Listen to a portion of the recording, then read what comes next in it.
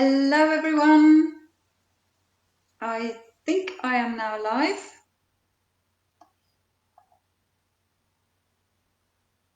Computer is thinking.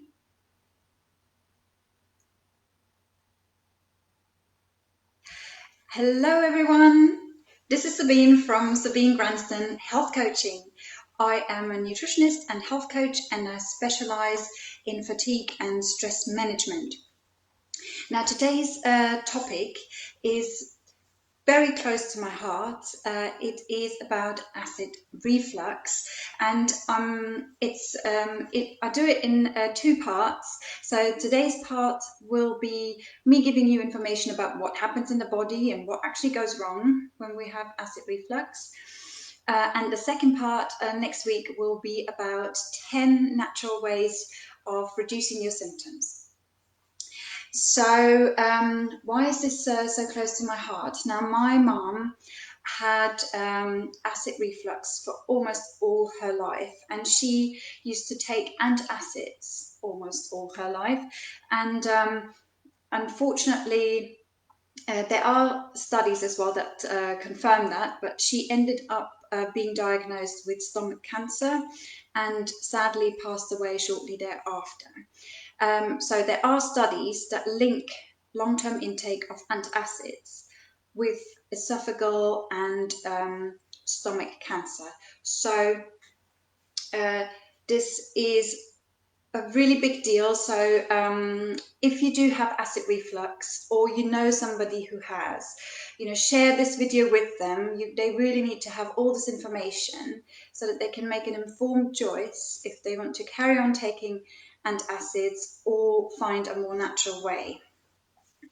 So I'm sure maybe there were other factors involved why my mom developed stomach cancer, but there are studies who link it. So, and unfortunately, I only studied nutritional therapy, or I started studying nutritional therapy at the point when she was diagnosed. So I wish I would have had this information and the knowledge many, many years before that. So at least I can now share the information with you and hopefully help many, many other people. So I'm on a mission. So this is a big deal, so please share it with anyone who suffers with heartburn daily.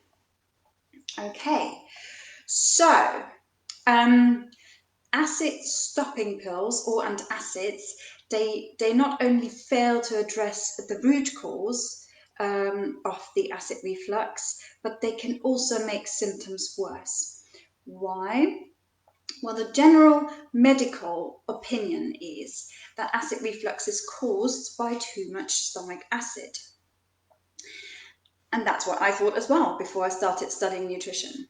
So their treatment is acid-stopping drugs, or antacids are freely available over the counter. You don't need a prescription for antacids. And acid-stopping drugs make up around 10% of all top-selling drugs. So do you think the pharmaceutical industry is interested for you to find natural ways of curing your acid reflux? I doubt it. So most of the time, the opposite is the case, and you do not have enough stomach acid. And the acid is simply where it doesn't belong, in the esophagus. It should stay in the stomach. So there is a little sphincter, and that's basically a bundle of muscles, and that's located between the esophagus and the stomach. And that opens to allow food to pass from the esophagus into the stomach. When you have acid reflux, those muscles open inappropriately for short moments, and that is when some acid spills back up into the esophagus, and that causes that burning sensation. So by taking acid-stopping pills, it has major complications on your digestive system. Now, if you have not been tested by your GP and it's confirmed that you have too much stomach acid, which is really rare, then I would not just take acid stopping pills. I would do a little bit more investigation before taking those, because you could really play havoc with your digestive system. Stomach acid plays a really important role in the body. It's needed for the digestion of proteins in your food. It keeps your stomach at a low pH, so it's a very acidic environment in your stomach. If you poured that over your arm, you'd get burnt. But the stomach has a protective layer of mucus to prevent this from happening. The stomach acid is needed to kill all the bacteria that might have entered your digestive system. It triggers the production of enzymes for to further digest your food, and it's also very important for the absorption of the nutrients from the food that you eat. So you can imagine that lowering the stomach acid has major implications on your body. It weakens your resistance to infection. It reduces the absorption of vital nutrients such as iron, vitamin B12, calcium, zinc, folate. And over time, this can then lead to diseases such as anemia, osteoporosis, heart disease, depression, and more. So you can eat the healthiest diet with a huge, amount of different kind of nutrients, but if you're not absorbing them, you can't benefit from them. Simple. So low stomach acid increases the likelihood of developing IBS and other digestive disorders such as ulcers and cancer. Studies have shown that the older we get, the lower our stomach acid production. And the cases of reflux increase the older the population. So it starts declining from around 25 or 30 years of age, and in some cases earlier than that. I'm now going to read out a list of symptoms that is linked with low stomach acid, and some of them might surprise you.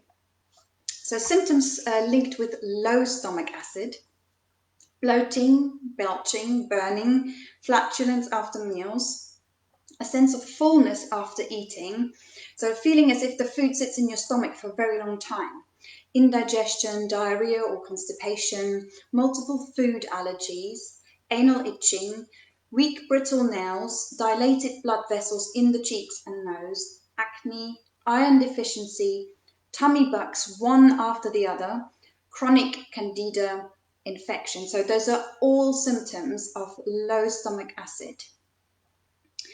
If you have had acid reflux and you've not been tested by your GP by using, for example, the Heidelberg capsule test, I would recommend for you to watch out for the second part of this topic next week to find out what you can do to relieve your symptoms naturally.